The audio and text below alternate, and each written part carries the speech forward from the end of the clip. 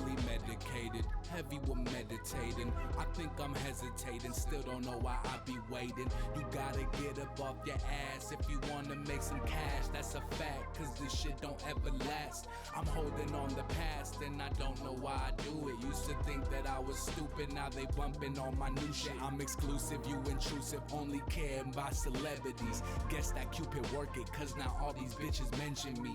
Feeling like I'm hella free, I'm busy making melodies. Way I'm killing MC, surprised I ain't get no felony. Wish I would've listened to my parents, I know they was only caring. But right now this rap shit calling, I can hear it blaring. This one for the kids that just wanna get away. Looking in the mirror and can't recognize your face. I hope this not a phase and I'm still not so amazed. Cause all I do is blaze and keep up at my pace. This one for the kids that just wanna get away. Looking in the mirror and can't recognize your face. I hope this not a phase and I'm still not so amazed. Cause all I do is blaze and keep up at my pace. I took a step off a cloud for a moment. Stop and I stare straight into the abyss. There's a chill in the air, not feeling the bread. Because I don't got that tolerance. I spot the shadow of my lost past, had to follow it. Demolishing everything that stands in my path. Initiative with that wrath, still I gotta get past. At last, I see a faint light up in this tunnel, but it seems it gets further every time I'm in this struggle. A muffled sound can be heard off in that distance. The misfits came up to me holding their 6 sticks. I missed it, but I never once missed you, because all that countless shit that you put me through. I stay awake at nights just thinking how to make it, and I break shit cause I can't handle all this anguish. The language spoken to me is in tongues, thick air filling my lungs. I knew I would die young. This one for the kids that just wanna get away. Looking in the mirror and can't recognize your face. I hope this not a phase and I'm still not so amazed. Cause all I do is blaze and keep up at my pace. This one for the kids that just wanna get away. Looking in the mirror and can't recognize your face. I hope this not a phase and I'm still not so amazed. Cause all I do is blaze and keep up at my pace.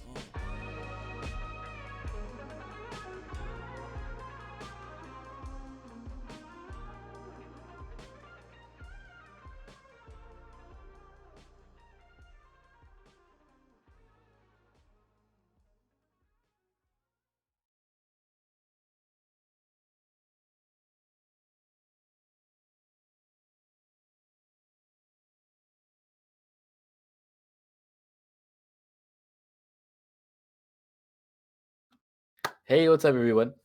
Hope everybody's ready for the show today. We're back at number 28. It is Wednesday. We're here, January 6th, 2021. Lots happened, especially today. Waking up was very interesting. Woke up to a slew of things. But I think we should very quickly get into it. But before we start, we do have live correspondence. Jake and Stone is in DC right now. Would you like to inform the people on what you saw on the streets when you were there? Yeah, hold up. Can you guys hear me? Yeah, we can hear you. Yeah, we can hear you. Yeah, hold up. It's a little windy. I need to get to. Give me a second. Yeah, go ahead. Take your time, man. In the meantime, hope everybody's had an interesting day. Hope everybody's day's been okay. Been creative and whatnot. Hope everybody's had a good time since the last stream. Very excited to be back. Hope everybody's spirits are up. Yeah, we enjoy being here for you guys and with you guys. Is this? Wait, hold on. Am I any better? Am I a little better? Yeah. You sound good now. You ready? Are you ready? Yeah, I think we're ready. So I took a little drive to DC in a rental here, since everything that's going on. We needed someone on the ground. I had the free time, and as you all know, a bunch of things happened. But I think in the last hour, a lot of you don't know a lot of things that have happened, and I've been here covering, the news they're not really gonna cover. And yeah.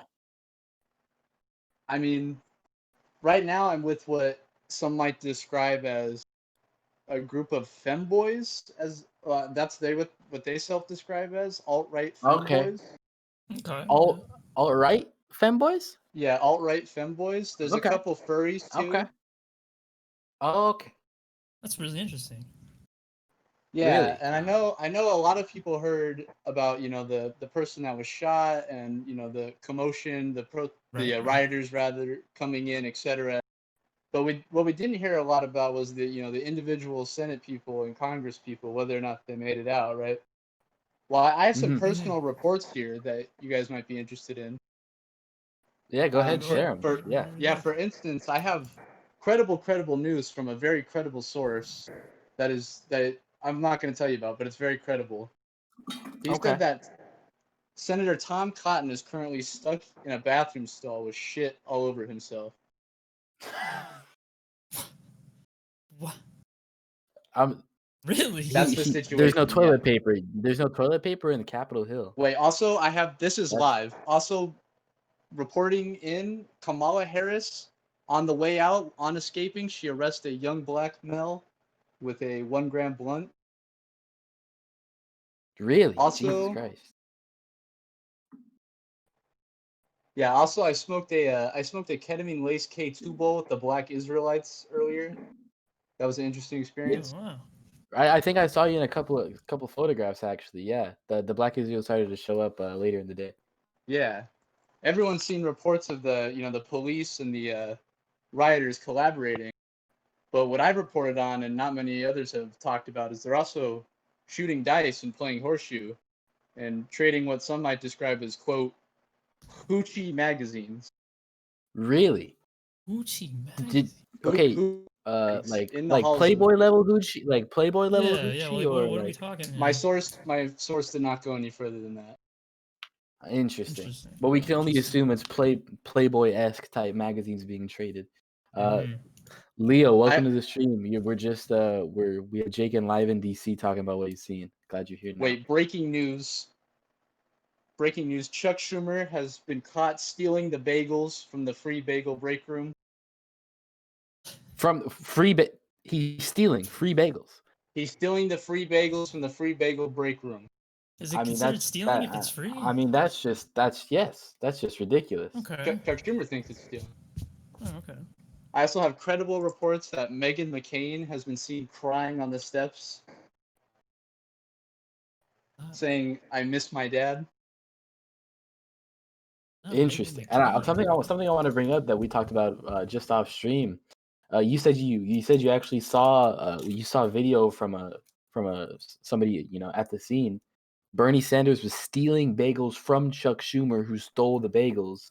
I actually From have the the live free recording here. I was able to get a copy of that recording myself. Is there you any guys want to way play the? it You guys for want to play it? I'll go. Yeah. Yeah. Go ahead. Okay, here we go. Listen, Chucky Schumer, you better give me my damn bagels, you fucking idiot. Now. So yeah, that was the clip I had. That was That was there's it. not- No, that yeah, but that's- before I finished it, there was some other interesting highlights. As we all know, this is the first time something like this has happened, this event in general. But what some do not know is there's also some other records broken. For instance, this was the first time a CSGO 10-man has ever been played in the halls of the Senate. It's also the first time that someone has ever masturbated. did you Go ahead. I was gonna say, did you participate in the 10-man? No. Strictly reporting. Okay. Very Professional. I respect that. Yeah. Yeah, and there was a couple of different people masturbating within the halls of Congress also. And I Okay, had did you see original any information that was the first time, but I don't think that was the first time. I don't think that was did you happen to get any photos of the loads? No, I have no photo information, nor do I have any physical evidence that I drove here or that I am here, but you just have to believe me. We believe As you you. can hear, it's very Absolutely. windy, and I'm in Washington, D.C., reporting live. Yeah. Yeah, I mean, Thank you guys. guys, Thank you so much. you're out. Yeah. So, are we ready to get into the normal show, Jacan, or are you gonna head back? Or are you gonna stay one more night? Yeah, let me. I'm gonna start driving back right now. Okay. We'll see when I make it. Alrighty. See you soon. Okay, I guess it doesn't matter. Okay, he's that was our live We'll see him on the soon. ground. That was our live on the ground Okay. reporting from Jacan's Tone. He was live in DC. Live on the ground in DC, yes. Absolutely, absolutely legitimate. No reason You have that we to- would ever lie to you. No reason to disbelieve it. I think it is now time that we get into our normal show. So let's go ahead and pull up our first article here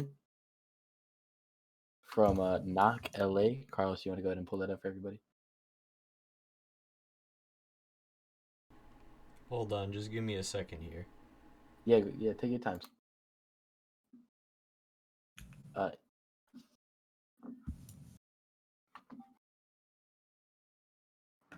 Hey, I am back.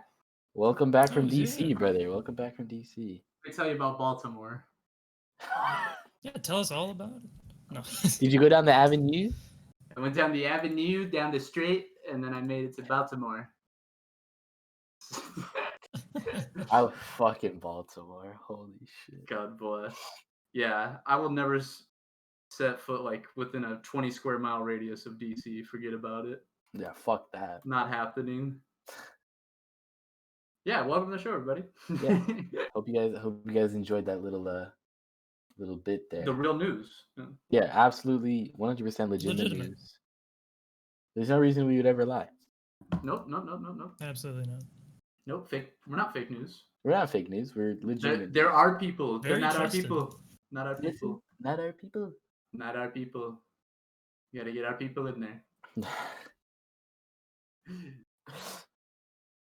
All right, let's bang. What do we have at the top here?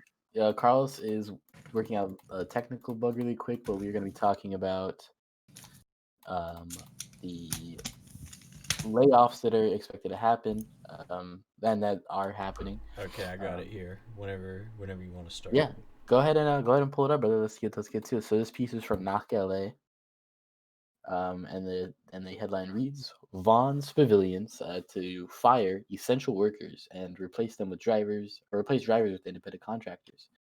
California begins to see the devastating effects of Proposition 22. When Dylan's grocery delivery arrived a few days before New Year's, it came with some bad news. The delivery driver who brought his groceries from Vaughn's mentions that drivers across the state are getting fired by Vaughn's Pavilions and other California stores owned by Albertsons companies in late February. Stores will instead turn to a third-party delivery service using independent contractors.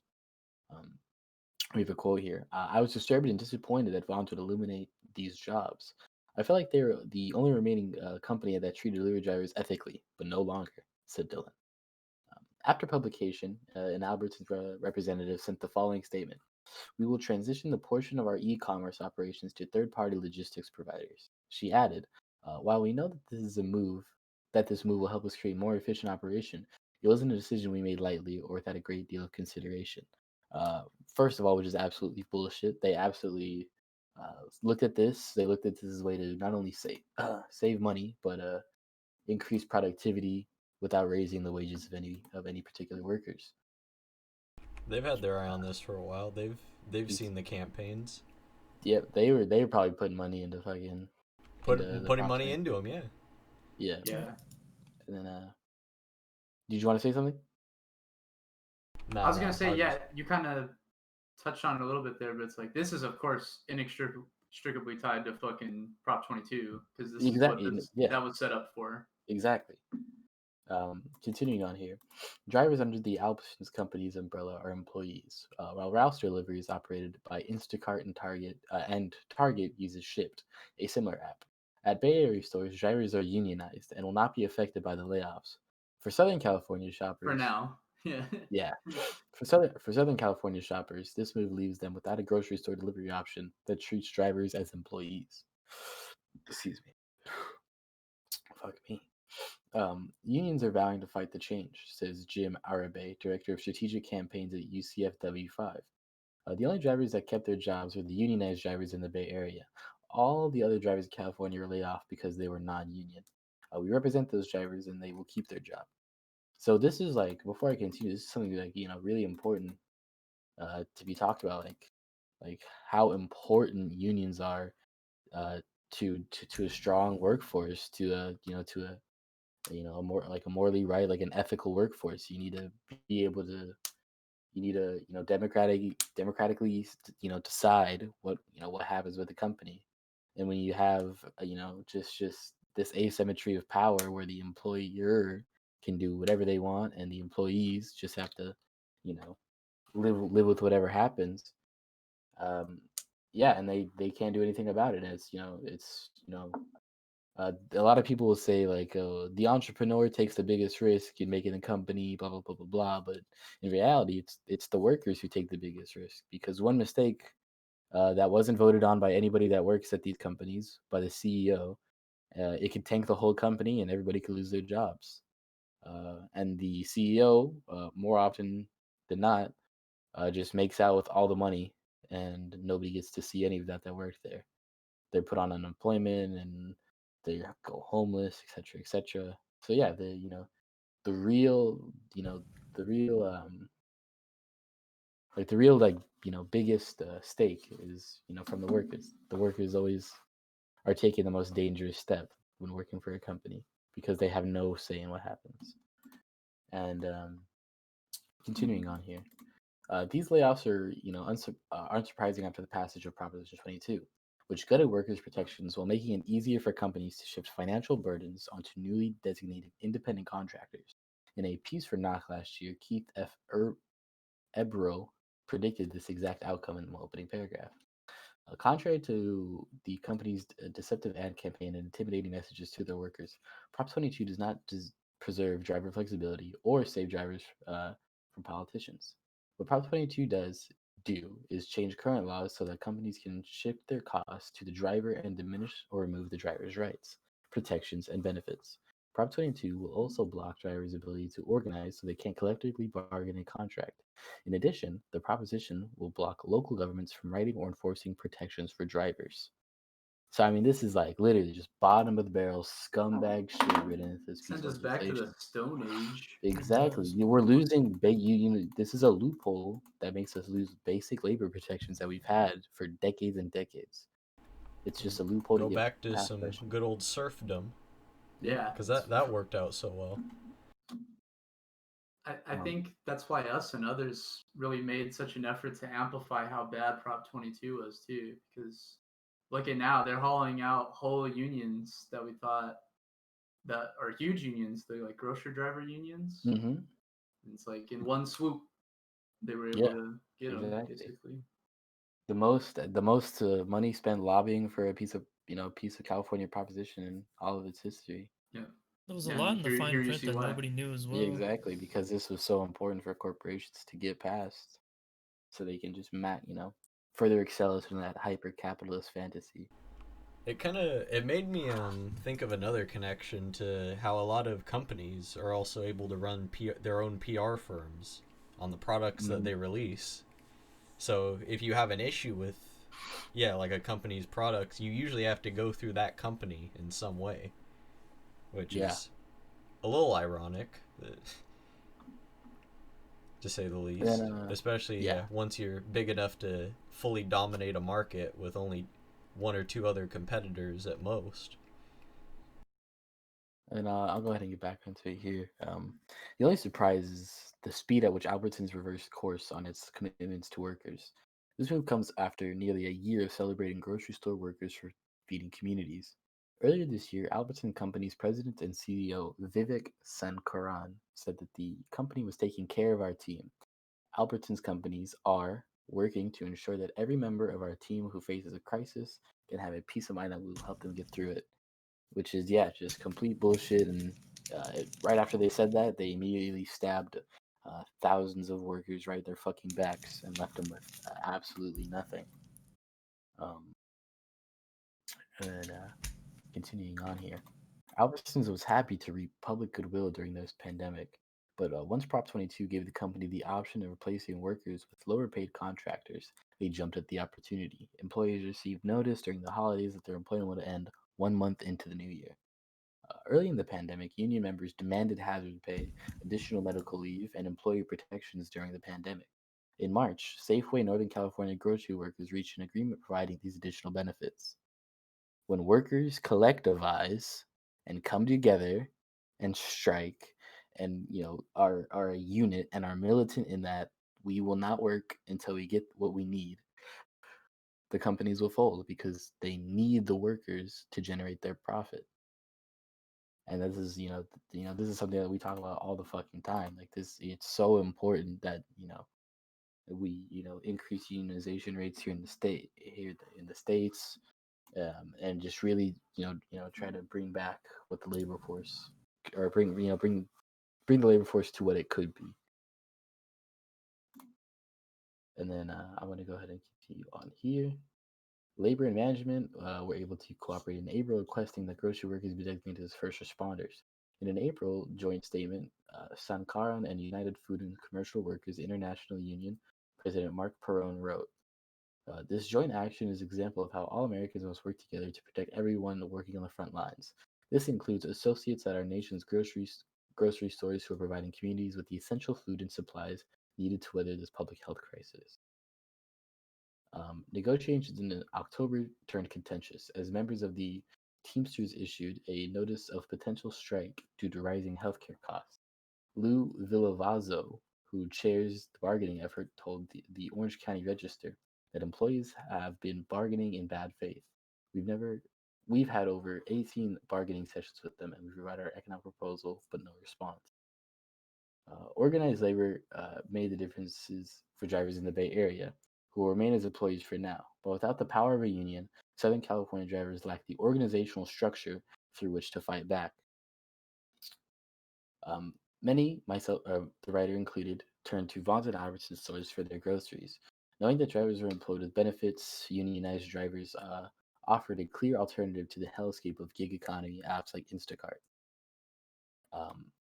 In a March 2020 statement, Sankaran said, "These times are unprecedented in the grocery industry. A simple thank you doesn't seem like quite enough." He was right. Delivery drivers deserve health care, job protections, and fair wages. Workers won those fights this year because they fought as a union. With DoorDash taking over in February, that united front will be gone. And then just below, if you want to scroll just a little bit, you can contact the Albertsons company and let them know what you think of this move. The phone number for the Vons retail and Albertsons retail are on the screen for you guys. And so, yeah, I thought this was just a really important piece to bring up because, yeah, we're just California, baby. And us, continuing to hollow out the labor force in such a drastic way was, I guess, it's too big not to cover as a Californian. Yeah, it's probably the single biggest attack on union labor in our state right now. And the worst thing about it, I think we've covered this too, is that there's other states now looking at legislation like this, so it's going to migrate too. It's not just going to be a California thing. Mm-hmm. Of course, other states have their own, different things too, like right to work laws, etc. They're interesting ways of screening workers. Yeah.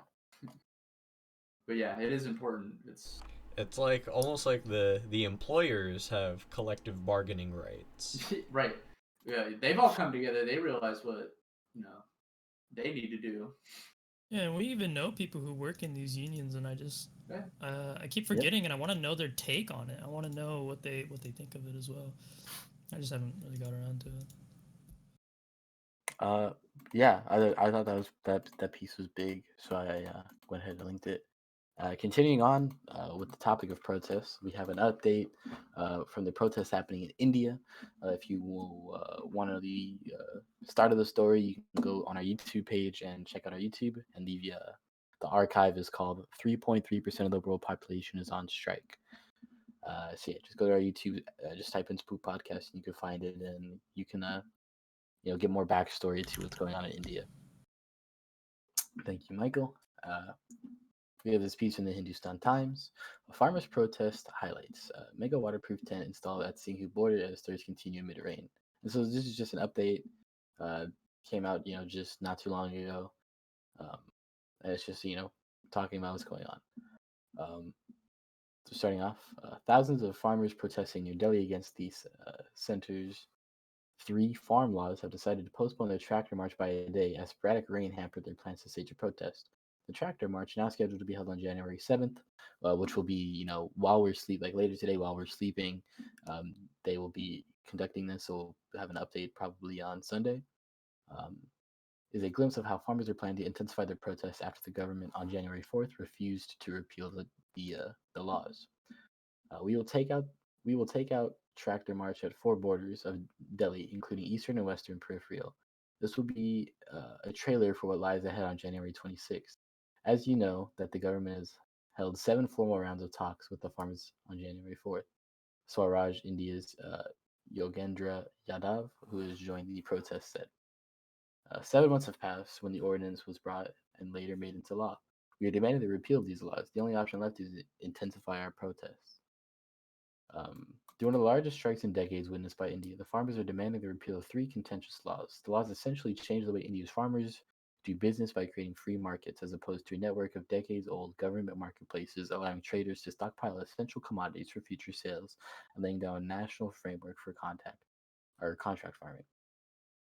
These laws are the Farmers Produce Trade and Commerce Act, the Farmers Agreement on Price Assurance and Farm Services Act, and the Essential Commodities Act. The farmers claim that these laws will benefit big corporate houses. The government has, however, tried to allay these fears and even said that it's ready to discuss changes to the law. The government has made it clear it won't scrap these laws. And then I'm just going to scroll down a little bit. Oh, sorry, let me find it really quick.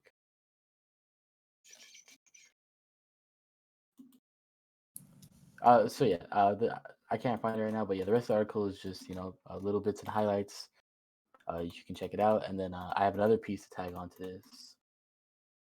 If you want to go ahead and go to the next one, this is another thing that's happening out of this piece from Al Jazeera. Telecom towers vandalized as Indian farmers continue protests.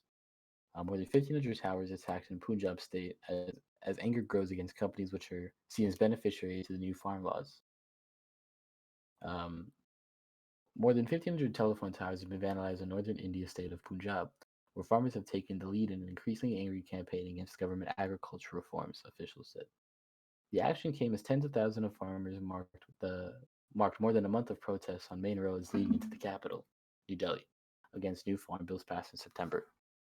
Farmer leaders say that the new laws will lead to a takeover of agriculture businesses by companies and have called for a boycott of groups such as Reliance, which owns the telecom towers, and Adani, a big player in the agribusiness. The two firms farmers believe have profited from the new laws at their expense. They also fear that the government will gradually withdraw the minimum support price, the price at which the government buys agricultural products or produce. Farm union leaders have, however, denied any role in the action against the telecom towers in Punjab state, India's agricultural heartland and known as the Grain Bowl of India. A source close to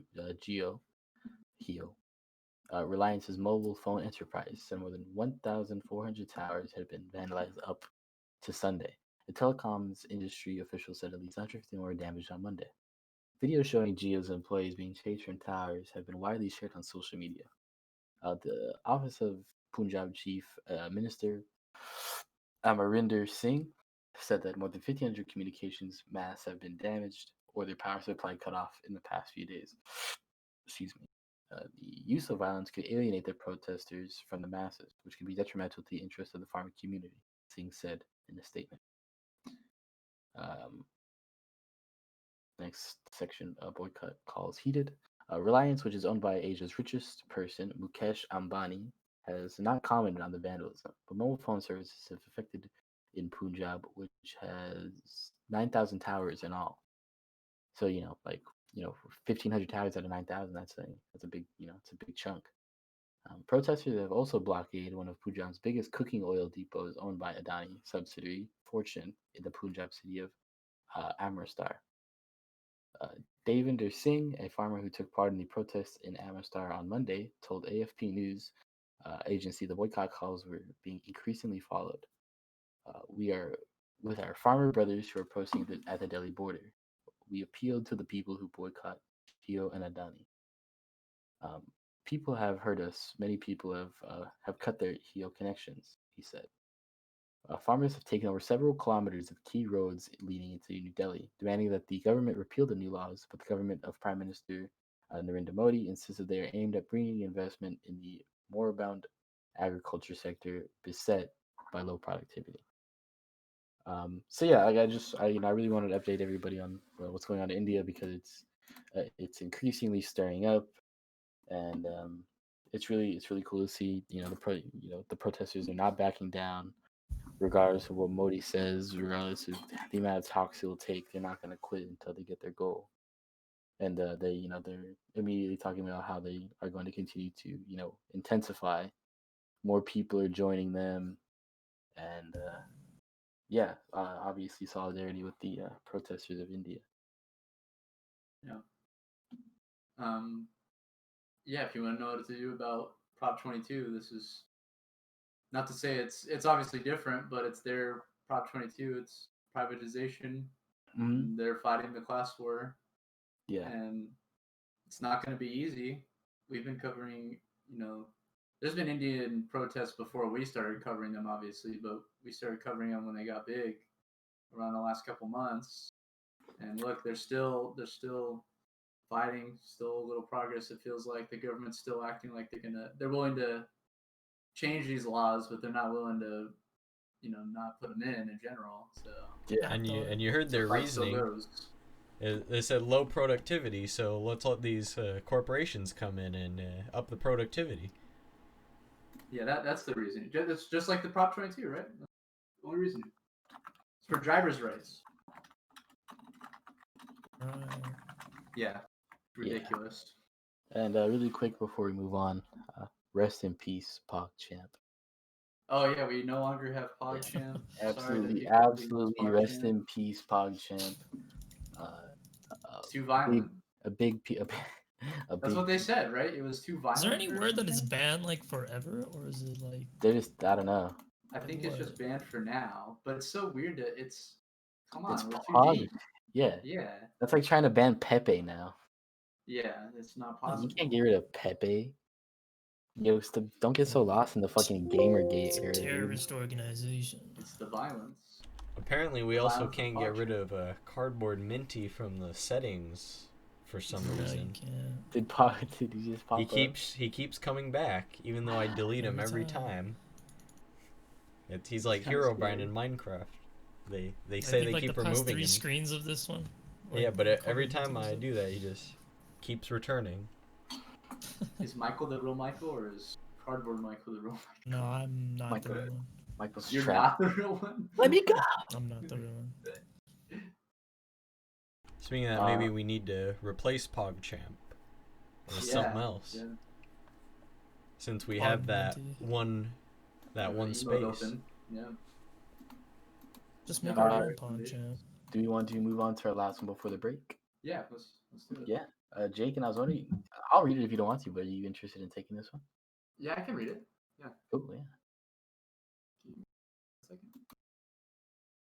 This is from the Electronic Intifada. Before you continue, the last piece we did on them from these guys is when the IDF killed that child and then completely lied about it. Yeah, so I bet. Yeah, check out that piece too. That I think that was like an extended Israel piece we did. That was pretty interesting. This one here says Trump's aid cuts mean harsh winter for Palestine's refugees. It says on November 23rd, UNRWA, the UN Agency for Palestine Refugees, held an extraordinary meeting of its advisory committee. There, Philippine Lazzarini, UNRWA's Commissioner General, informed the committee that it faced an unprecedented situation. With a budget deficit of 115 million, Lazzarini said UNRWA would be unable to pay the full salaries of its 28,000 employees in the fourth quarter of 2020. We can't find the money. We can find the money for everything else, but not this. Yeah. Thus, and just as a second wave of COVID-19 sweeps across the globe, UNRWA and the Palestinian refugees it serves faces an uncertain future. The meeting came less than 3 weeks after Joe Biden was elected U.S. president. Although UNRWA's financial crisis is mainly caused by U.S. aid cuts, there is no guarantee that a Biden administration will reverse the policies of the last 2 years or even longer period of budget cuts and reduced services that UNRWA has endured.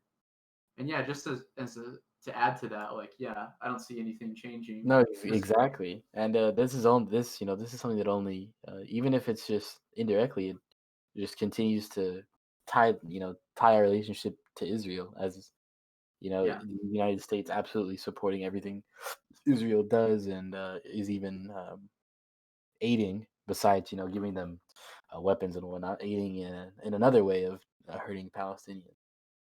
Do you see that one? Can't remember. It was one of the congresswomen.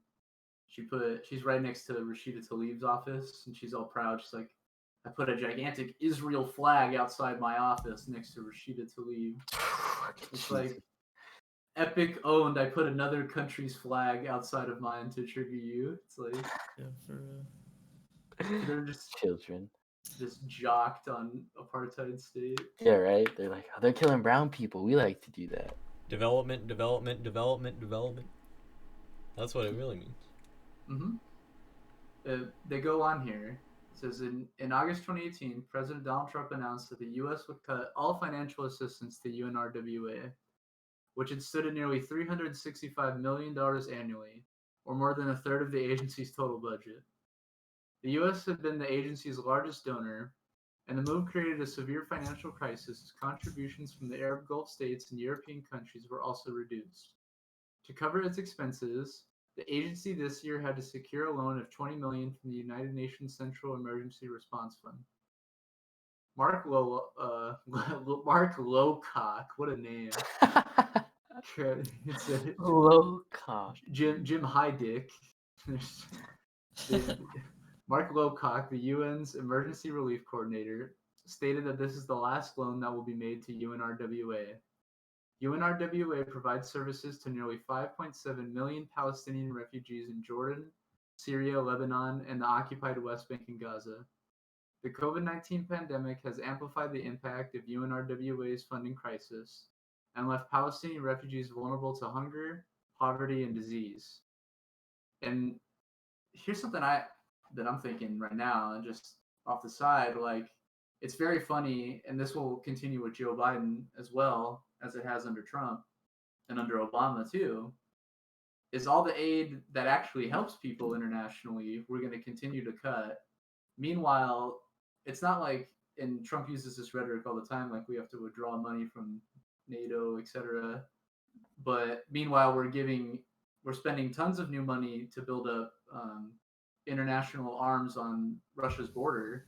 Exactly.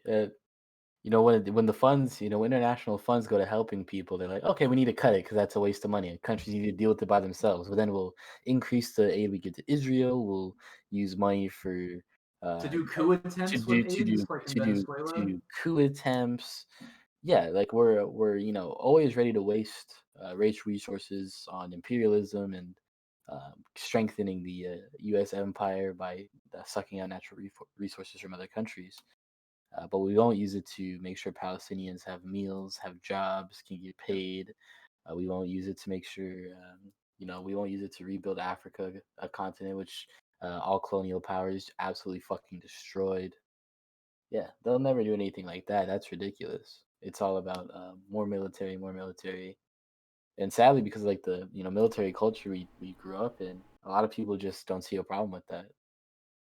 Yeah. Oh yeah. Because they're like, oh, we gotta make sure, the troops are okay. Who cares if Palestinians get money? Right. Because it's like, If you oh, our want them soldiers okay, first. pull them out. Yeah, exactly. If you want your soldiers to be okay, you pull out of these endless, disgusting, illegal wars that have done nothing but waste money and kill innocent people. Yeah. On the U.S. and the other country sides. Yeah, and clearly that's not their goal, because they're, like we said, they're cutting aid where it matters and spending it where it's used as detriment to Palestinian people and others. Like another story we covered multiple times was the recent normalization of relations between Saudi Arabia and a handful of countries rather, such as the UAE, I believe Egypt also. And that whole purpose was not to create some kind of international solidarity or even a solidarity with all the Arab countries, but rather it's to, build them all up, Saudi Arabia, UAE, etc., so that they can all be against the Palestinian cause. It was the same thing with the normalization of, that was also in part normalization with Israel too, which, they're like, hey, we'll normalize trade with Israel, but we're going to put no bounds on new settlements for against Palestinians or anything like that. So they got nothing out of that too. So it's just interesting the way this aid works. Yeah. Do you want me to read this? Yeah. Can you just read targeting this one and then skip eliminating refugees, and I'll take over for the last part. Okay. Yeah. So targeting UNRWA. In addition, the antagonism of the Trump administration toward the agency and the Palestinians, coupled with the high-profile normalization agreements between Israel and the UAE, Bahrain, and Sudan, has severely limited UNRWA's options. And that was kind of what I was talking about. There's another angle, too, where it's further limiting them. As part of Trump's, quote, vision for peace, Washington has succeeded in influencing Arab countries to reduce or end their support for UNRWA. UNRWA's 2020 to 2021 program budget forecasts funding gaps of $248 million this year and increasing to $268 million in 2021. The Trump plan calls for ending UNRWA's mandate and transferring its responsibilities to the governments hosting Palestinian refugees. Trump at first encouraged Arab states to increase their support to make up for the shortfall UNRWA faced after the U.S. cut funding 2 years ago. However, this was only a temporary measure, as the Arab states are expected to adopt Washington's new policy towards the agency. So that's how Trump from the outside looks like, hey, we're going to cut this unnecessary funding. But then at the same time, he's like, well, but we're actually, in some other areas, we're going to spend a shit ton of money to maintain this new alliance. Exactly. It's all centered around, because like the UAE and Saudi Arabia, it's all about getting Israel in there to just spending money there, but not to help Palestine or anything like that.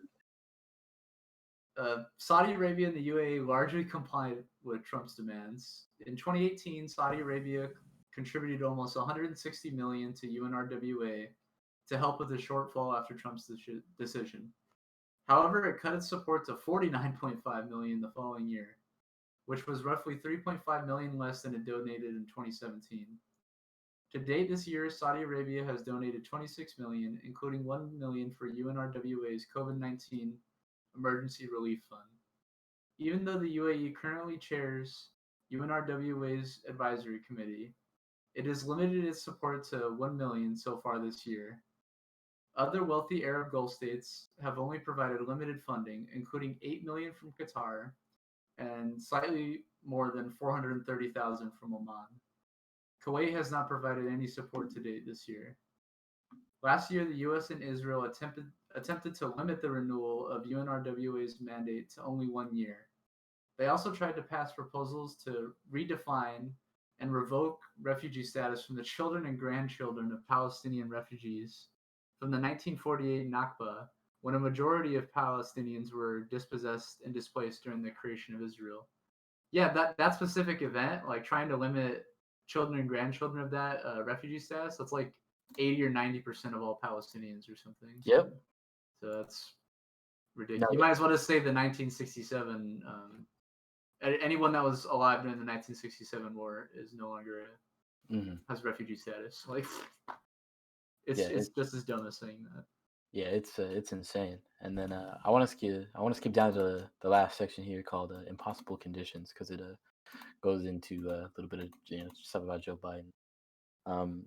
Reads impossible conditions that will be increasingly difficult considering the economic and societal or social reality of Palestinian refugee communities across the region today, as well as the political and financial problems in their host countries. Already dependent on international assistance, these countries will not be able to fill the vacuum left by a diminished or disbanded UNRWA. In Lebanon, Palestinian refugees face institutional racism that limits their right to work. The country's economic and political crisis, made worse by the August port explosion and the COVID-19 pandemic, which is something that we covered, kind of like when we first started the show, a little bit after. So yeah, way back in like August or September, or August, yeah, has increased the level of unemployment and poverty among Palestinian refugees.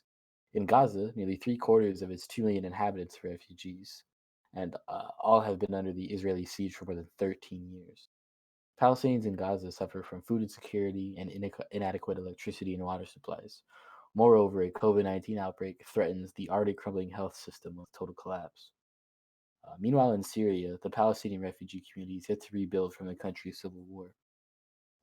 A large number of Palestinian refugees have been displaced from their homes yet again in the refugee camps, which were the sites of heavy fighting. Others fled to neighboring states, including Lebanon, where the conditions of refugee camps were much worse than the pre-Civil War homes in Syria. Trump's targeting of UNWRA established a precedent, and it's unclear whether the Biden administration will continue this policy. Joe Biden has promised to, quote, restore economic and humanitarian assistance to Palestinian people, consistent with U.S. law, including assistance to refugees, end quote. If you're just saying that is fucking insane, because what has U.S. law been for the majority of our existence has been, if anything, we helped create the state of Israel, which has created the what seems like endless plight of the Palestinian people. Exactly. We've so being consistent with U.S. law is not something to be strive for. Exactly, and that's why he said it. That's exactly. Yeah, that's why he said it. Exactly. Yeah. The law was so great before. Yeah. He also pledged to, quote, work to address the ongoing humanitarian crises in Gaza, end quote. So yeah, another just saying pledged, just more bullshit. Right. No actual like concrete policy of how we're gonna. No new settlements. Exactly. Not here's the plan. No new settlements. This and that. Blah blah blah blah. No more money to the state of Israel. Anything like that. I'm not gonna say. And until the apartheid state of Israel ends, there will be no more aid. But yeah, anything like that. Continuing on. However, Biden has not clarified whether this will apply to the UNWRA and all of the Palestinian refugees it serves, or only to the Palestinian Authority. And even if the Biden administration restores UNWRA's funding and ignores Israel's demands to eliminate the agency, it is unlikely to be able to take any action before February of 2021. Meanwhile, UNWRA services will be desperately needed in the middle of the winter in a global pandemic. The attempts to disband the UNWRA will not erase Palestinian refugees or their fundamental rights, nor would a disbandment magically alleviate the humanitarian crisis that will result from such an action or absolve governments of responsibility for enabling another crisis. So yeah, just super interesting and detailed piece here from the Electronic Intifada. I very much recommend checking them out. And as always, if you wanted to read other stuff for them or reread this article yourself or show this to somebody, it will be in the YouTube description, which will be on the video that is uploaded tomorrow. So yeah, Thursday, you'll be able to go grab this link or just look up electronicintifada.net. And then yeah, on that note, if nobody has anything to say, let's go ahead and get into our break for the show. Thank you guys for watching. There's 12 of you. We'll be right back after this song. We hope you enjoy it. Yeah, please stick around. Yeah, please stick around. Drop a follow if you're new. If you're watching without an account, please create an account. Drop a follow. Turn on notifications so you never miss a live show. Every Wednesday and Sunday at 10:30 p.m. Twitch Prime if you have. Twitch Prime. If you have an Amazon account, go ahead and link that to your Twitch, and you get a free sub. It costs you zero money, and it only helps us. So yeah, I hope you consider us for your Prime sub. So we're working on the email. We're very close. Yeah, now that PodChamp's dead, we'll do something. We're in between two right now. We'll say that. So yeah, we will be right back after this song. Yeah, we'll be right back, guys. Young Puffball, what's up, brother? We'll be right back.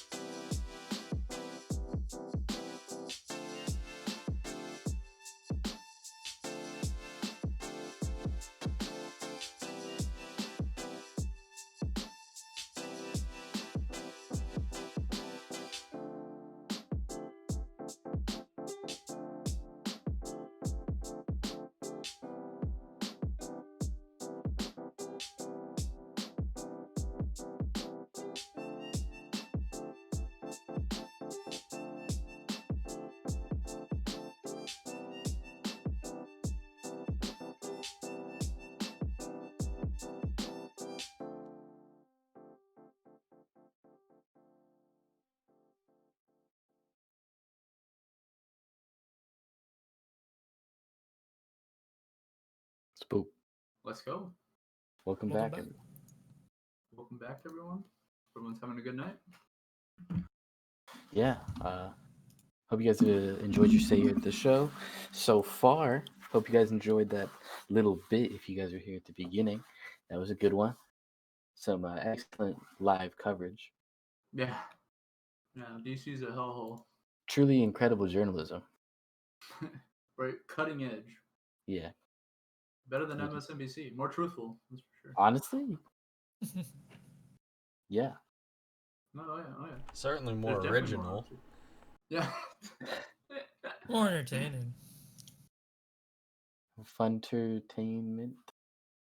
Do we have some more fun entertainment? Of course we do. Come on. It's the Spoop Podcast. We only have incredible entertainment. Let's go ahead and pull this up. We have a new Congresswoman, Lauren Boebert, who has a very interesting statement she wants to make for you This guys. video. Let's go ahead and get it started, please. And yeah, I put the timestamp in staff, so you know I'm when to Lauren stop. Boebert, and I approve this message.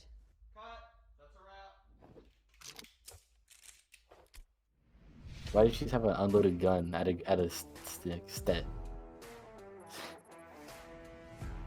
This It's literally just a Dan Crenshaw video. Hi, I'm Lauren. I'm a newly elected congresswoman. Also, from Colorado. the errors and Even like though the I skipping now is work not in my one of the fault. most liberal cities in America, Yeah, it's in the video. I refuse to give up my rights, especially my Second Amendment rights.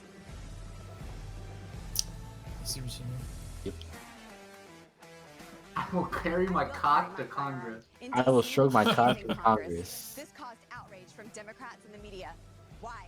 It's our job in Congress to defend your rights, including your Second Amendment, and that's exactly what I'm here to do. Bet that's the only one you're gonna In defend. DC, of all places, we should be encouraged to practice. You think she our rights. actually walks like this every So day? forget Do you what see you the hear in clouds the that said Well, "We the Here are the people" real on them? reasons why I choose to defend Yeah. myself in our nation's capital. I'm a woman and a mother of 4. I choose to defend my family with all of the force the Cowboy hat Constitution phase provides. in. DC is one of the top 10 most dangerous cities in our country. I like how she went into like the backyard of like a really nice neighborhood in like an alleyway and recorded this, and she's like, Dangerous city. I don't go to work in a motorcade or armored car.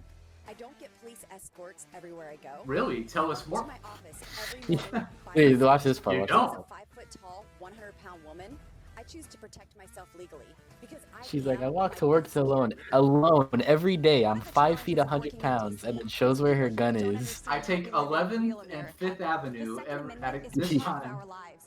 Gun ownership is cherished, and it makes our little towns safer. As You're not in a little woman town, you're who in lives DC. nights at a restaurant, Interesting, I learned interesting real fast fact. how important it is to defend This myself. it's a very common way guns get Violent stolen. incident People like will outside flex my where their business. guns are, and then somebody I just took runs up advantage on of them and steals it Colorado's from open them. carry laws and That's began how to a carry lot at of work. illegal firearms My get moved. waitresses asked if they could open carry too. And now Shooters Grill has mandatory firearm Shooters training and target Grill. practice. Mandatory Most of firearm whom training. are young women.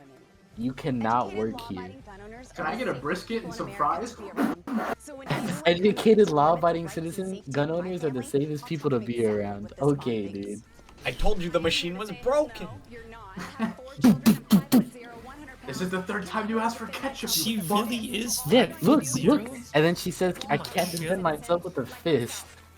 So you're So just this a is why I fucking choose to defend lame. myself and my family. Not You're a only is it bitch. my right, but it's a right I was Yeah, sent for here to real. protect Why don't you do from some rightful fucking Colorado. push-ups? So if you Yeah, see me in get that upper body say strength hi. going, You're coward. safe with me. All this shit just to get run up at a gym. Yep. Yeah, that's a fucking moron. Oh, cut it. Oh, cut it. Oh, cut it. Anon is breaking in. Breaking news. Alright, you can stop here. You can stop here. DMC? No. DMC is yet. Her name is very close to. That's why I thought for a second. I think this is who. You know who Lorena Boebert is? Or No. Bobbit, maybe? Maybe it's Lorena Bobbit. Why does it sound so familiar? She's the one that Oh, it is Lorena Boebert. she cut off the dude she was with. She cut off like his dick, Oh. and that was like What? it became all famous. Yeah, Mhm. but like he was like sexually assaulting her and all kinds of shit. And he's like a big piece, and he went into porn after and stuff because he got like his dick sewn back on. Very weird Really? case. Yeah, obviously that guy's a fucking Yeah. mental case, but Welcome to the Yeah. free market. I remember the way it being covered though mostly was like, oh, this crazy lady chopping off penises, can't trust them. But yeah, close. She has a close name. They're close names.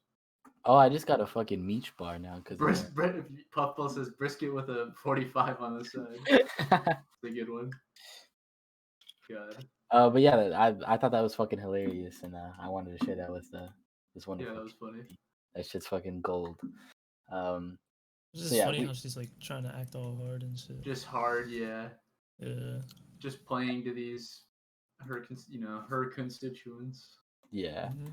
and then oh, whoops, give me 1 sec. I closed out of the Twitch. Back on here real quick, and then we'll continue. 1 second. Sorry about that. Unprofessional. Alrighty. So I'm back. We have this. So we have this piece here. It's a piece we're gonna be making fun of, talking shit about.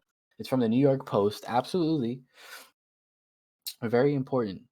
Never fucking trust anything the New York Post says. It is fucking Or garbage. Times or Yes. New York yeah. Times. If it says New York something, don't trust it. Exactly. The New York Post is bullshit. This piece is simply here for us to crack jokes about.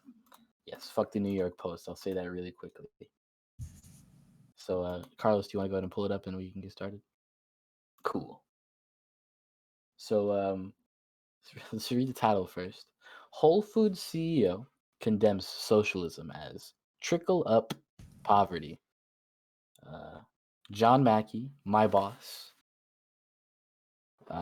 Big Papa. President, my boss. President, my boss. The man whose name's on my checks. Condemns socialism because it's trickle-up poverty. Let's go ahead and get into this. Whole Foods CEO John Mackey urged his fellow corporate leaders to join him in beating back the rising tide of socialism, an ideology he fears will plunge the world into poverty, because capitalism doesn't do that. In a recent interview with the Conservative American Enterprise Institute,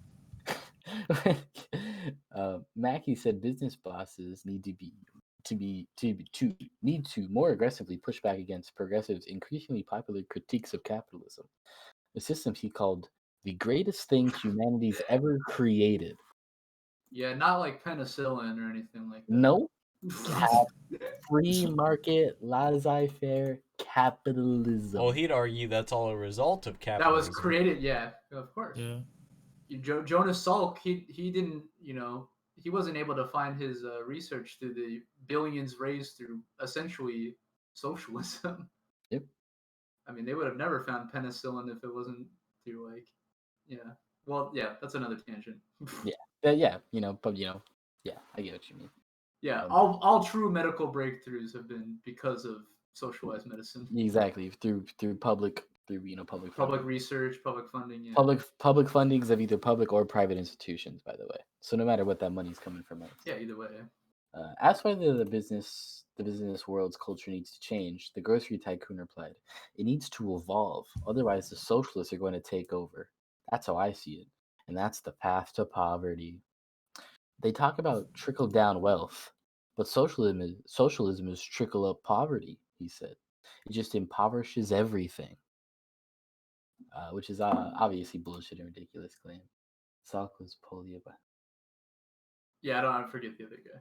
yeah, dead anyway. Point still stands. Yeah. Yeah.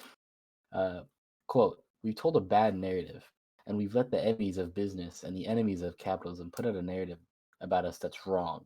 It's inaccurate, and it's doing tremendous damage to the minds of young people," Mackey added. "We have to counter that." The 67-year-old Whole Foods co-founder made the remarks while promoting his latest book, Conscious Leadership, during a November 24th virtual event with the American Enterprise Institute, a right-leaning think tank that supports free market policies. Mackey, who was worth more than $75 million when Amazon announced its purchase of Whole Foods in 2017. Hi, boss. Thanks for watching. According to Forbes, complained that entrepreneurs have been universally vilified as greedy, when many of them are just many of them start businesses mostly because they're passionate about something, not just to get rich. Yeah, Jeff Bezos doesn't want to get rich. He's just super passionate about what is it, selling books? Products, Yeah. everything, whatever he does now. Yeah. While Mackey said some progressive ideals are valuable, he warned that fully rejecting capitalism was cause society and the economy to stall and eventually start to decline. Socialism has been tried 42 times in the last 100 years, and 42 failures. What a weird number to choose. 42? Yeah, right. All right. Mackey said. Okay. Yeah, like what What are the 42? Proof, please. Proof. God, this guy's making worse arguments than us. And he's a CEO? What the Sure, we could be CEOs then. Yep. There's another quote here. They're trying to stuff the genie back. They're trying to stuff the genie back in the bottle. And if they stuff it back in the bottle, we will stagnate, he added. Bing, bing, We'll bong, begin bong, to bing, regress. bing, I'm bing. not saying the whole technological civilization will collapse, but it will not progress and it will begin to stagnate. Oh, like that's not happening now. Yeah, like that's Under not capitalism. I think, what is it, the Twitter account that's like or like accidentally socialist or something? Accidentally left. Yeah. Yeah. It's pretty much just the epitome of like everyone that tries to criticize, socialism. They try to criticize It's just describing the system that we have, which is not socialist. Yeah. Yeah. And it's just, I don't know if you guys heard the statement he made too, where he's like, people don't need a $600 check. What they would more benefit on is watching their diet. Yep. And changing how they eat. Yeah, and he went on the Joe Rogan podcast and shit on socialism for like an hour, dude. There's only one thing worse than a billionaire. Joe Rogan. Or a mega millionaire. No. A hippie mega millionaire / billionaire. Because then they say shit like that. You gotta change your diet, man. Shut the fuck up. Soy boy. And in case you have any like, you're like, okay, maybe this guy's like an intelligent guy that really did work his way up or something, which is impossible to accrue the kind of wealth he has by just working. But Interesting story. I learned this at my orientation. He started his business only got big because there was a hurricane or something in his city, knocked out the competitor whole body market. He bought out the competitor's store, and then grew from there. He literally did the thing he did the thing you're not supposed to do when capitalists say, "Oh, we're all about small business and no monopolies." He immediately monopolized it in his city and grew off that. Like, what the fuck? Like, he immediately did the thing you're not supposed to do in this, capitalist utopia that they all dream about. yeah, but they're all fucking liars. They eat up Exactly. They understand that this is all a ploy just to put wealth in the hands of the few. I was saying you could go if you want to like see like you can already see it here, but what's the ideology that undergirds this guy and like is he an intelligent guy? No, he's not. You can look up Richard Wolff, who we talk about all the time. He has a debate. There might be other people on it too, but it's him and John Mackey debate. And Wipes the floor with Richard, you'll see him put him through the floor, for God's sakes. It was a massacre. So not only these people John Mackey is just disingenuous fucking capital scum. Yeah. I highly recommend that debate video. It's great. Was that the it for that article? Yeah. Okay, Just give me 1 second here. We can move on. If people are active in the chat, maybe a fuck John Mackey would be. Yeah. Nice. And if anybody has questions, feel free to ask literally anything. We're here to talk to you guys. Every show, always. That's right. Yeah, anytime. Okay. Well, I'm ready now. Did someone follow? Did I miss something? Oh wait, yeah, we did get a follow. Deface sites. Sorry if we missed your follow, man. We were talking, but we really appreciate that. We super sorry about missing that. I saw the animation but I didn't see the name and I didn't want to like interrupt you guys.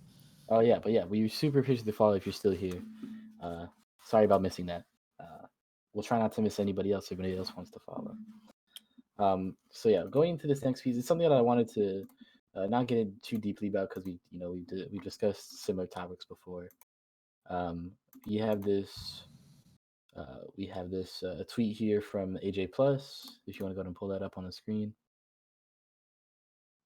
I'll just read from the title and we can discuss shortly and then move on. Breaking. The police officers who shot Jacob Blake will not be charged. The Kenosha County District Attorney announced. Rustin Sheshky shot Blake 7 times in front of his kids, claiming he reached for a knife, though a witness disagrees. Blake is now paralyzed from the waist down. So yeah, this is just another example of the justice system absolutely not working, and police getting their getting to use their free shoot somebody pass. Because they understand that the justice system will always be on their side because the police defend everything the system upholds. And so, sadly, now this man has to go on with the rest of his life paralyzed because cops don't know how to do their job. Or, cops don't know how to, actually protect anybody, serve and protect. All they know is, shoot to kill, defend property, and continue to, stuff people into prisons to be exploited. But if we don't give cops the minority monopoly on legal violence and when to kill legally, then we'll have lawlessness and violence and murder in the streets. There'll be no one to uphold order. Yep. Law and order. There Your you favorite go. 2 words. And these radical liberals want to defund the police. So we need killing to stop the killing. If you guys all remember, Jacob Blake was shot storming Capitol Hill. No, wait, never mind. That wasn't. Yeah. That wasn't.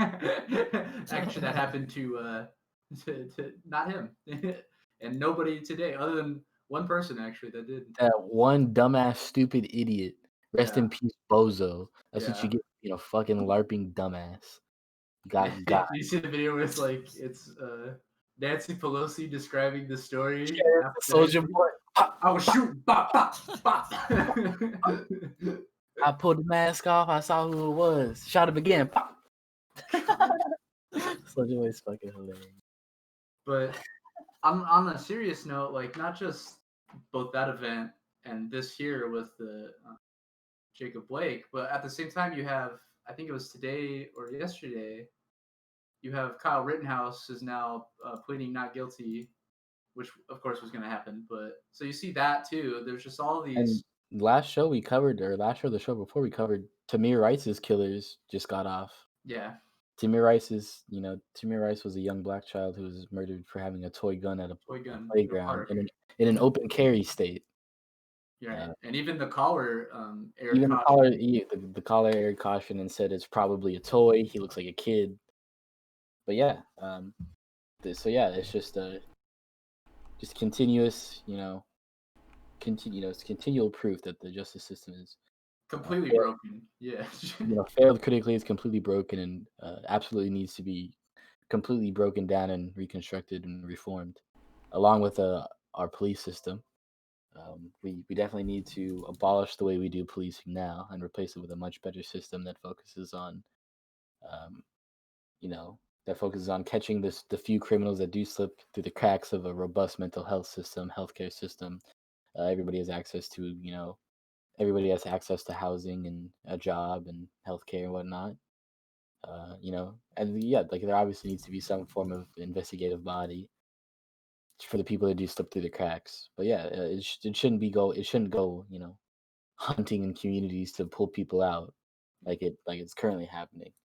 Taking people out of the communities and putting them in prisons and to be exploited, like I mentioned earlier. Yeah, it's spending all of our city and state budget money on these police.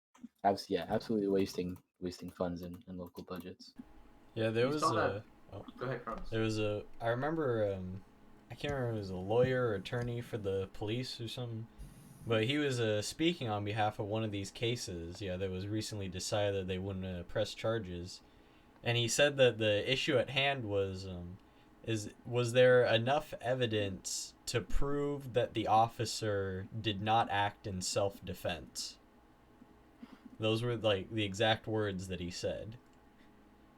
So proving that we've fucked up the justice system so much that the burden of proof is on Jacob Blake to prove that he didn't put the officer into a position that he had to defend himself.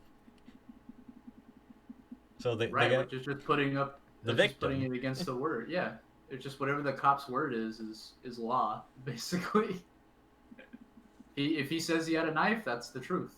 Yep. Or no, Jacob Blake has to prove that he didn't. Yeah.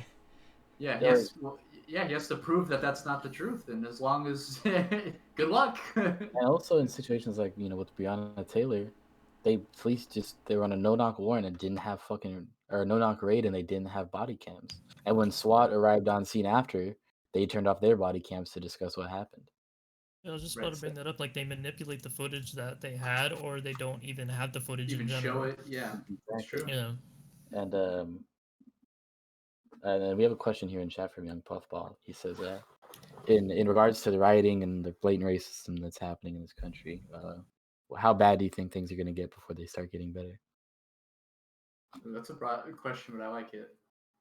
Can I take this one first? Yeah, go ahead. Absolutely. Yeah. So just speaking specifically on the Capitol Hill stuff, but yeah, I guess more broadly, because we're talking about police violence here. And it's going to, at the top of the story when we were talking about struggle between the labor and things like Prop 22 and stuff, it's going to be a continuous fight that we're going to get our ass beat and handed to us because we're on the side of right here, and we're going to fight in overwhelming darkness. So, well, unfortunately, a lot of people don't realize what's coming too. So there's the mass awakening that's still in progress. Yes. But I think with this specific Capitol Hill thing, we have to stall ourselves too and hold up, because there's kind of a duality going here. And on one hand, everyone's right on this specifically, that look at the police, how they're like fraternizing basically with the rioters. They're letting them come in, because we've seen before through many years, through the Iraq War protests in 2007, 2008. Many protests during the Black Lives Matter movement here over the summer that went to the White House.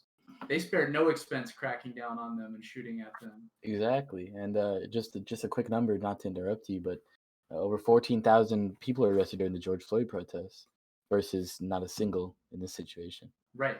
And yeah, you're totally right there. Just pure number. I think the Iraq protests in 2007, 8, I don't remember the year, was like 100,000 people that showed up. I've seen estimates from this one that are like, it's maybe 2,000 people that gathered in front. So they purposely let these people in, and that's part of, the whole, frankly, the white supremacist culture within policing. But here's the other thing I wanted to say too is, let's not just take this as all like, this is the end, the Trumpers have won or something, because the reality is these people are fucking pussies and they will do nothing. The reason why they're let in is because why do they crack down on us? Because we're fighting for what's right and what needs to change.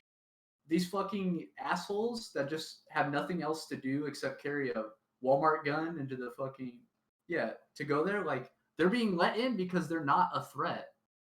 And absolutely.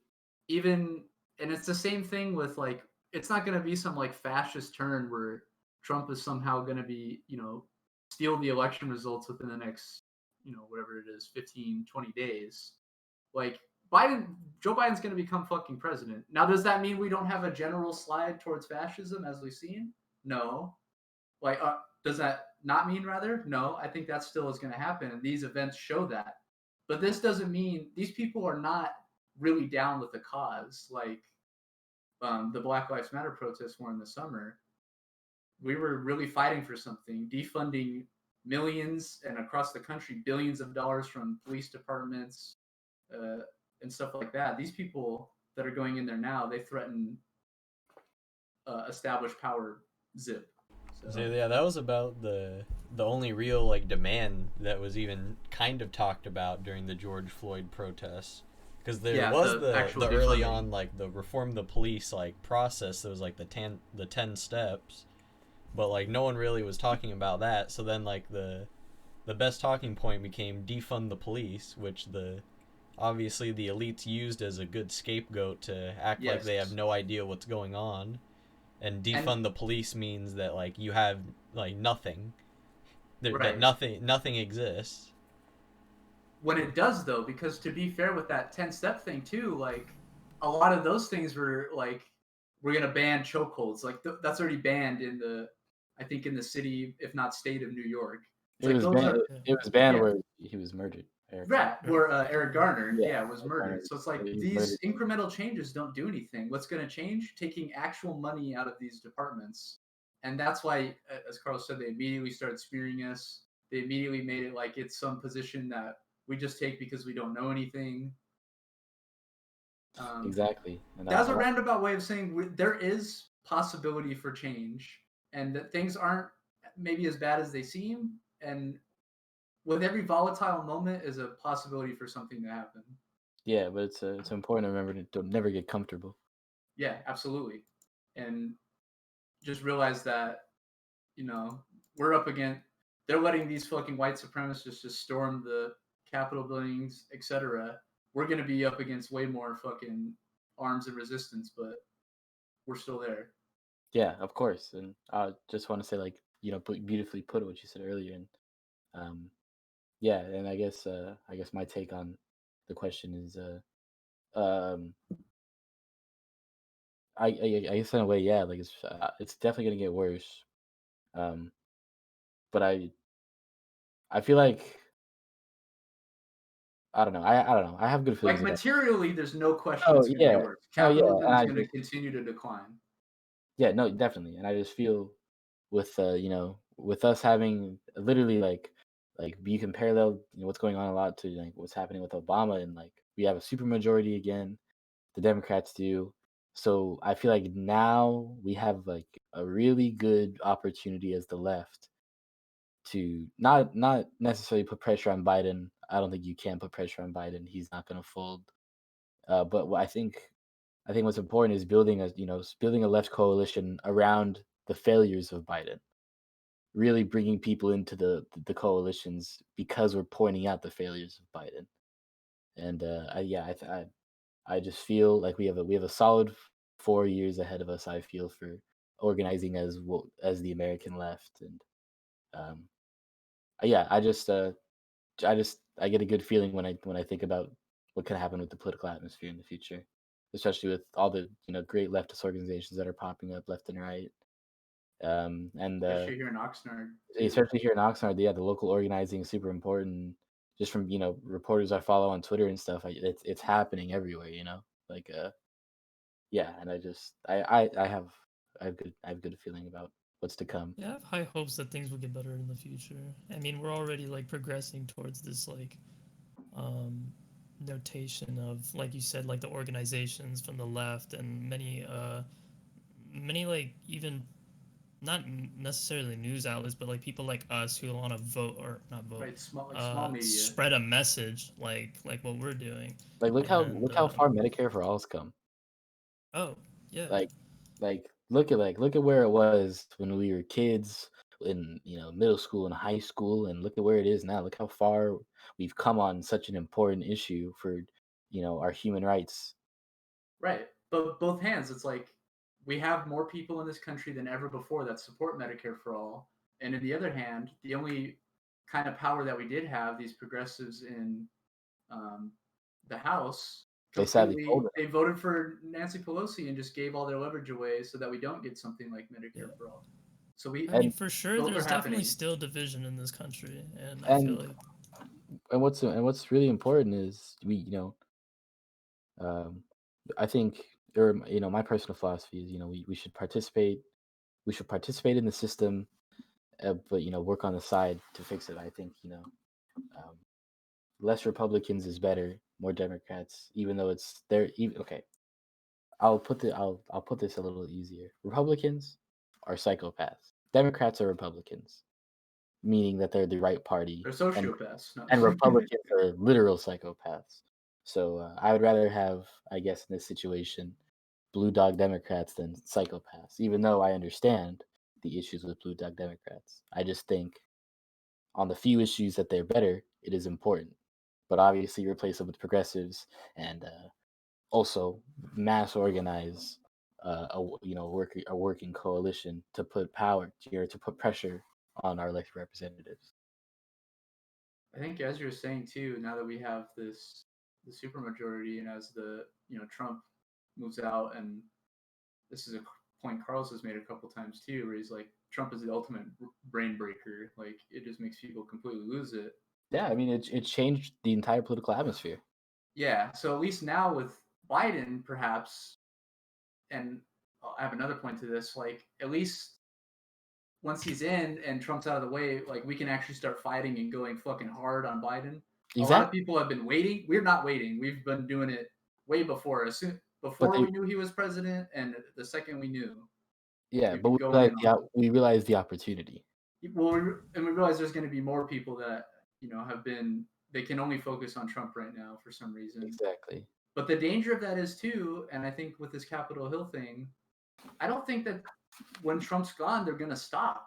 As soon as Biden's in, they're going to be like, hey, you can't fight Democrats. Like, what we need to do is worry about 2022, 2024, when the next Trump might come back. Exactly. Or we need to increase the budgets for the police or our cybersecurity, et cetera, because look at all these dangerous white supremacists going around. They're going to use all this stuff against us. And yeah, I hope people that are thinking Trump is the worst thing that we can all come together and really fight the true fucking evils of this country. Yeah, exactly. Yeah, 100%. I showed it when we were talking about the old DNC emails. Talked about how the DNC had their preferred candidates. And so, yeah, it was like Trump, Cruz, and Ben Carson. Yeah. So so those are their ideal candidates.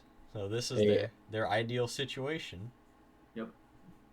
LG Sus, thank you for the follow. Really appreciate that. Oh, nice. Thank you. Thank you so much. To robbing Walmart with a nerve. So just remember that every time Trump does something bombastic or crazy, it always serves the interest of making the Democratic Party look better. Yep, it plays into their. They can be like, "Hey, they're worse." How do you think Biden? Yeah, how do you think Biden got 7 million more votes? Yep. Yeah.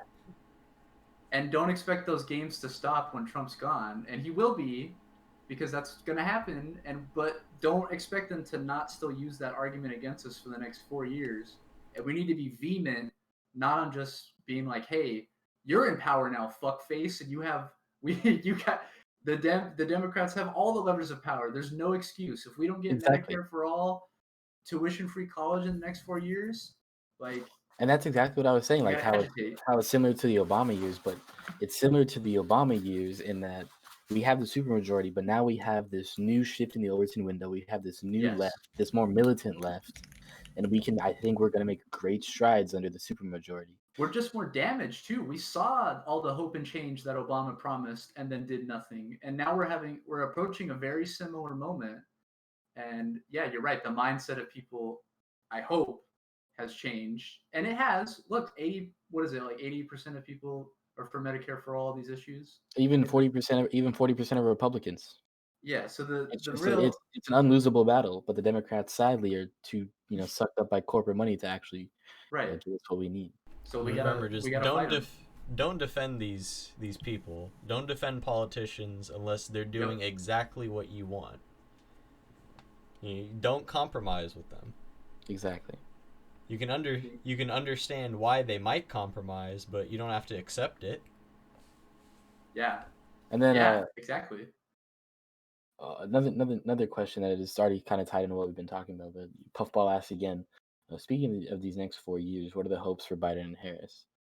And then LG Sus, why so few viewers? I'm wondering the same thing. Yeah, we do have the greatest name ever. Spoop Podcast.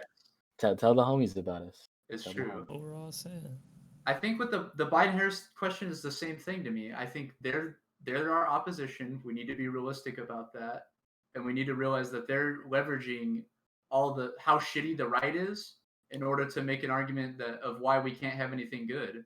And we need to be like, hey, fuck that shit. Like, We need to build people power. We need to build movement organizations. I'm not about Kamala Harris. I'm not about Joe Biden. In a way, we're only about Bernie Sanders, Rashida Tlaib, etc. when they do stuff for the people. Exactly. So, And we rightly call out these people we like when they do something fucking wrong. all the time we call them out. Exactly. We were just talking about AOC in the last show. Yeah, they gave up all their power for Medicare for all. And Bernie too. We've called out Bernie for giving up all of his leverage and just getting through the CARES Act, which gives billions, trillions, if not trillions of dollars to private interests. Yeah. Do you want to watch the little last thing we got, and then we can kind of just go off on questions for however long we need to? Yeah. So let's get this last one out I of the think way. it'll be some good for a little kind of discussion here at the end. Yeah, and we talked about pretty much everything. We're gonna play this last video I have from Politico. It's kind of a recap of what happened today for the whole Capitol Hill situation. So let's go ahead and watch this, and then we'll continue our little discussion. If you have questions, please type them in the chat. We'll read them after this video. Please do. We appreciate you guys typing. And Spoop Podcast is a very unique name. I hope Mike is going to do the right thing. I hope so. I hope so. Because if Mike Pence does the right thing, we win the election. Are there any objections to counting the certificate of vote of the state of Arizona that the teller has verified appears to be regular in form and authentic? Mr. Vice President, I, Paul Gosar from Arizona. For what purpose does the gentleman from Arizona rise? I rise up for myself and 60 of my colleagues to object to the counting of the electoral ballots from Arizona. He's got a crazy will boner never going give up. on. We will never concede. All the It blood, doesn't you can't happen. even talk We about it. don't It's all going to concede your when stupid. there's theft involved. Our country has had enough. We will not take it anymore, and that's what this is all about. And to use a favorite term that all of you people really came up with, we will stop the steal. This election were overturned by mere Stop the allegations removal from the of losing PogChamp. side.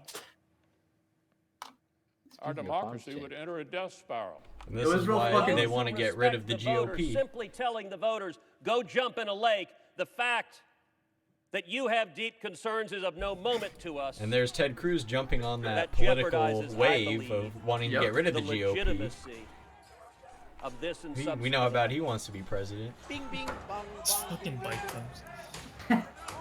Get in the basket. Ding, ding.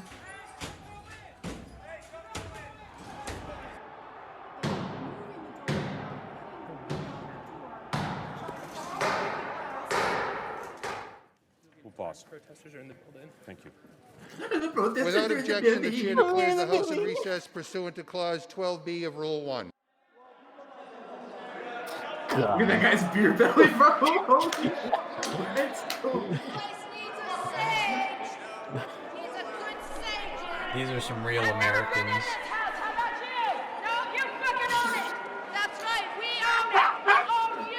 Dude, the Confederate flag. Yoga mom. Dude, this dumbass is fucking fire, dude. In the water. Getting their cheese fingers on the paintings.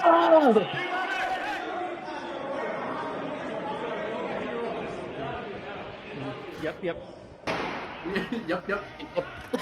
I call on this mob to pull back and allow the work of democracy to go forward.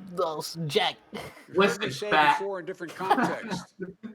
The words of a president matter. I know how you feel, but go home and go home in peace. Allah. Inshallah. And inshallah. That video, that last part where like Trump was came out with a statement, that got taken down off of Twitter. Yeah, and then Twitter made that statement where they're saying if he does something like that again, they're considering banning Trump from Twitter. Really? Which yeah, is the because most in the video, ridiculous shit. he literally says like, he keeps talking about like the fraudulent votes. It was all like taken away from him and everything. It was stolen. The election was stolen, and then he goes. But you know, like, calm down. But go home, calm down. Just Yeah, go home. See the two sides of the rhetoric he's playing? It's not that big of a deal. He makes them seem scary and fascistic, but at the same time, they're not a threat at all. They're just going to go home because they don't fight for anything. not like he previously said, "Oh, send a brigade to the building," and then he goes, "Maybe okay, hang on, guys, go home." Like if Trump was being real serious about this, he'd tell them to like go in there and like hold them at gunpoint until they passed the legislation or something.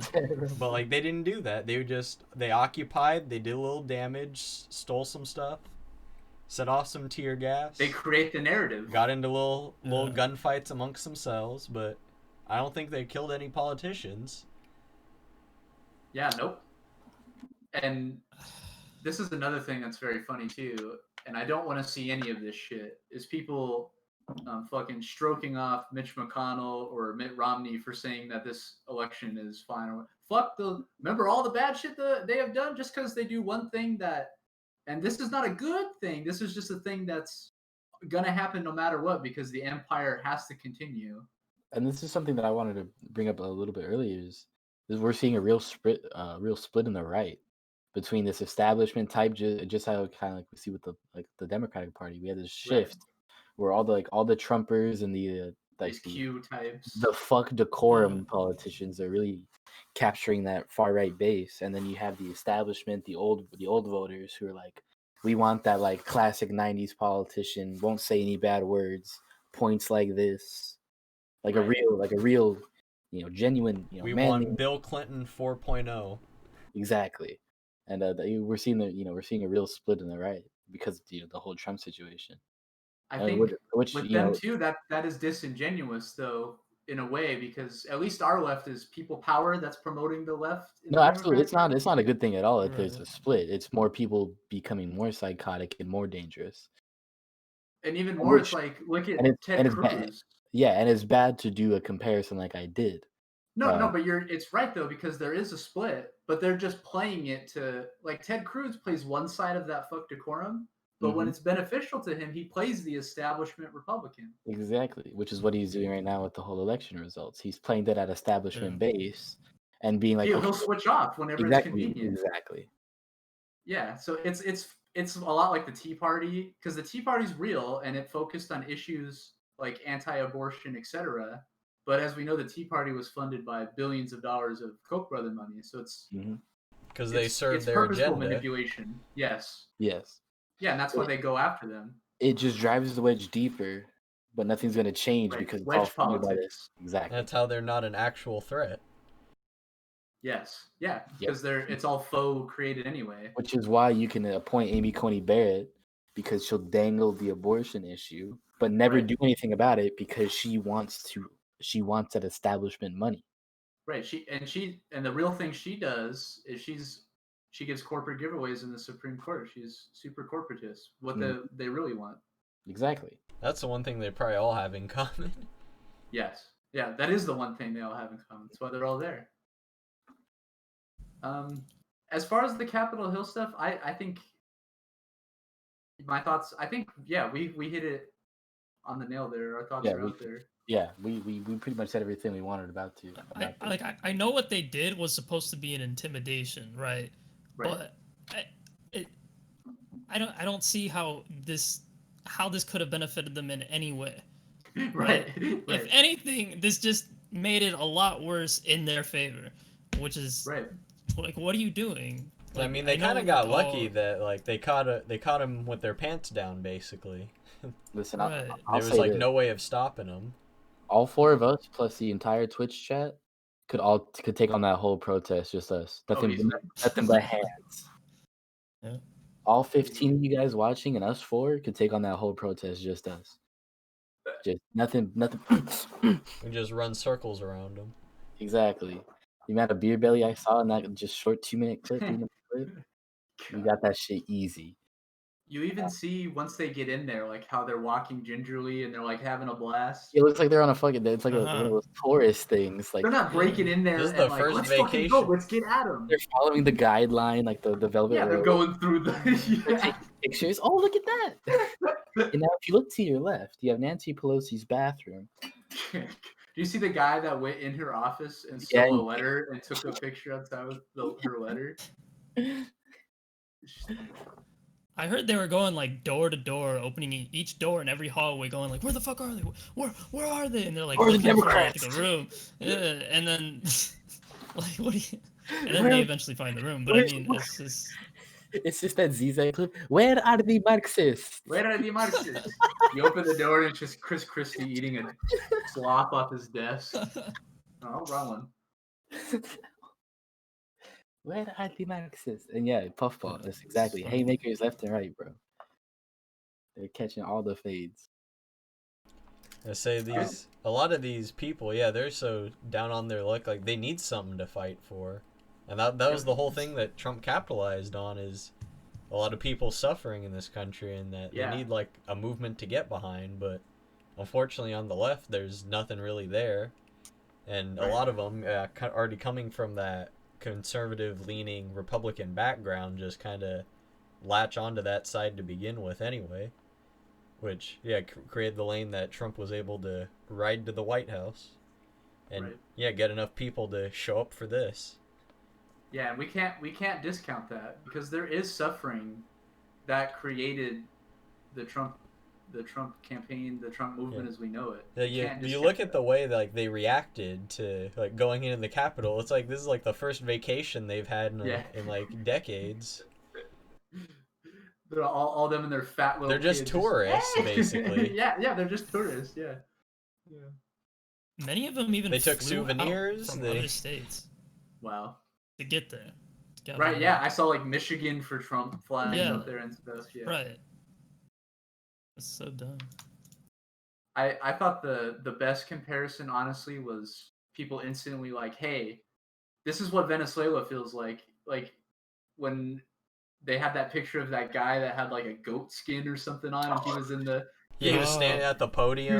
They're like, imagine the U.S. just declared that guy president. That's what Venezuela with Juan Guaido being declared president felt like. Yep. It's that silly. It's literally that silly. Just like Putin declares that guy the president. That's how Venezuela feels about us declaring Juan Guaido president. Just some guy that broke into the fucking halls of Congress and sat down. It's exactly the same. But the difference is their Guaido's CIA funded. This is just some fucking schmuck that walked. Yeah, this is just a Facebook community. Yeah. It's a Facebook. This is 4chan. Come It's to a little life. event. 4chan They're finally met up. It's a Facebook event and group chats for sharing the invite. It's Reddit materialized. r/the Donald. It's just the base levels of rest in where peace. Bernie is that the subreddit where a Bernie Sanders tweet can blow up if you make it look like it was posted by Trump? Yeah. Yep. Yeah. I think we've said our piece. Yeah, this is kind of our wind down. If anybody has more questions, feel free to ask. But we're kind of gonna do like our outro, and if you ask a question, we'll answer it in between. But we really appreciate you guys all hanging out with us. It's 12:19, midnight 19 here in California, Oxnard to be specific. Always gotta rep the city. Streaming for about an hour and 42. I got my Omega Nova shirt on, his new project. Go check that shit out. Yeah, thank you guys so much for watching. It's 12 of you right now. I think I saw like 15 or 16 people at one point, so that was fucking sick. Got 2 followers, LG Sus and then defaced something. Sorry, I'm forgetting your name. You also follow. Appreciate both of you. I did a resub, made everything look pretty for the stream. Hope you guys enjoyed that, and feel free to subscribe yourself if you have Twitch Prime. It costs you absolutely no money. You just link Amazon to your Twitch, and then you can use it. Costs you literally no money, and it only helps us and gives us more access to things like more emote slots, and obviously just grows the community, because if you subscribe and spend money, you're more likely to come back to the to where you're putting this money. Are you supposed to tell them the advertising tips that Twitch tells us? Yes, they sent me a care package that they paid my rent for 6 months and sent me a manual on how to talk to chat. We work for Bezos, so yeah, we do work got for all the lines. We work for Jeff Bezos. You work for Bezos. I work for Bezos. You work for Bezos, Carlos? No, I'm not getting any money. money. Oh no, we're for News Corp this. now. We're News Corp. Yeah. You don't gotta get money. I work for News Corp, Bezos, Just favors. and Mackie. I'm the Holy Trinity. I'm getting slutted out by fucking corporations. But yeah, appreciate you guys for watching. Sure, I'll go on portable TV if they want to test me. Let's run up on RT. Sign us. Yeah, Chapo, put us on the stream team. Shit, we'll work for Cumtown. Fuck it. Hey. But yeah, we really appreciate you guys fucking with us. We're gonna go ahead and get out of your hair. We really appreciate everything, and we will see you on Sunday at 10:30 p.m. We're here every single Wednesday and Sunday, 10:30 p.m. California time, Pacific Standard. Yeah, now would be the time to drop a follow so we can thank you before we get out of here. But yeah, super appreciate everybody, and we all love you. We're gonna play the song, and then you guys can go to sleep and whatnot. Yeah, thank you so much, and we'll see you. Mingle in the chat. Mingle in the chat. We'll be here while the song plays. Single, ready to mingle. Let's even find ask a question while the song's playing. We'll type out too. Alrighty. Later, y'all. Everybody. Much love. Inshallah.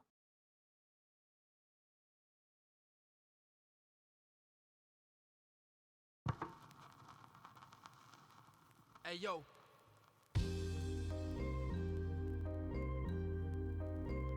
For Planet OX.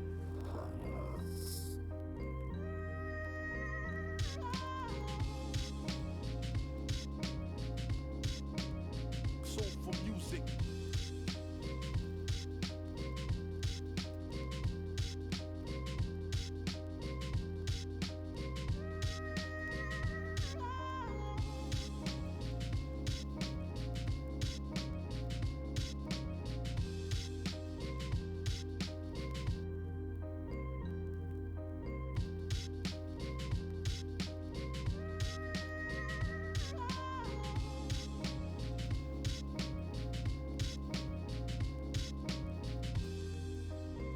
To the back.